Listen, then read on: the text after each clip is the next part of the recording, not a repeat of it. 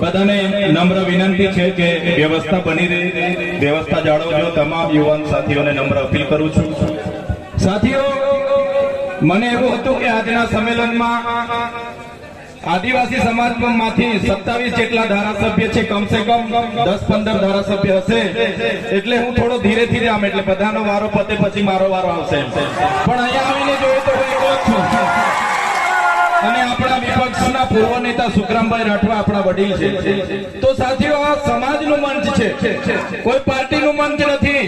આદિવાસી એકતા પરિષદ છેલ્લા 32 વર્ષથી સમાજને જાગૃત કરવાનું, એક કરવાનું કામ કરે છે. આ સમાજનું મંચ છે. આજે મેં આ સમાજના મંચ પર ઉપસ્થિત થયો છું ત્યારે મેં કોઈ પાર્ટીના ધારાસભ્ય તરીકે નથી, પણ આદિવાસી સમાજના ધારાસભ્ય તરીકે, આદિવાસી સમાજના ધારાસભ્ય તરીકે અહીંયા મેં ઉભો છું. મારા